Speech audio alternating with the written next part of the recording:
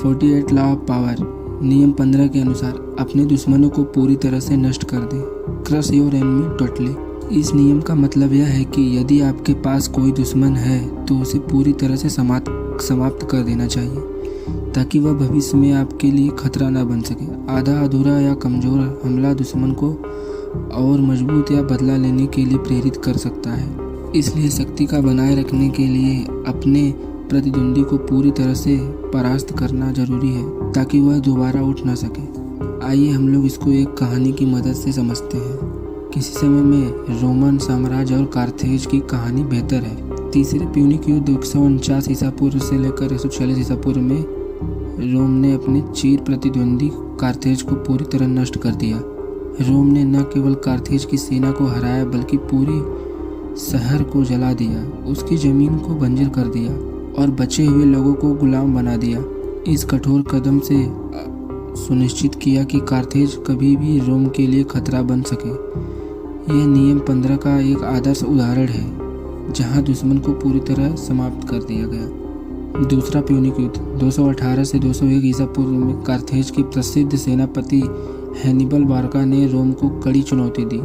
Hannibal ने Alps पार करके रोम पर हमला किया और कई युद्धों में रोम को हराया, लेकिन अंत में रोम के सेनापति स्किपियो अफ्रीकनस ने कार्थेज को जमा की लड़ाई में हरा दिया। इस युद्ध के बाद कार्थेज को कठोर शर्तों पर संधि स्वीकार करनी पड़ी जिसमें उनकी सेना और नौसेना को सीमित कर दिया गया। हालांकि कार्थेज ने धीरे धीरे अपनी आर्थिक शक्ति फिर से हासिल कर ली, जिससे रोम को डर था कि वह फिर से एक खतरा बन सकता है। आइए अब तीसरी युद्ध की तरफ नज़र डालते हैं हम लोग। रोम की सेना ने कार्थेज शहर की घेराबंदी की। 3 साल तक चले इस युद्ध को कार्थेज के लोगों ने बहादुरी से लड़ाई लड़ी, लेकिन उनकी हार निश्चित थी। 146 ईसा पूर्व में रोम के सेनापति स्किपियो एमिलियानस ने कार्थेज पर अंतिम हमला किया। शहर का विनाश। रोम ने कार्थेज को पूरी तरह से जला दिया। घर, मंदिर, बाजार सब नष्ट कर दिए, जमीन को बंजर कर दिया। बचे हुए कार्थेज के गुलामों को बना लिया और कार्थेज की संस्कृति और पहचान को पूरी तरह मिटा दिया गया। इसके बाद कार्थेज कभी भी रोम के लिए खतरा नहीं बन सका। रोम ने इस क्षेत्र को अपने प्रांत के रूप में शामिल कर लिया और भूमध्य सागर पर अपनी सर्वोच्चता स्थापित की। नियम 15 के अनुसार नियम का पालन। रोम ने नियम 15 का कठोरता से पालन किया।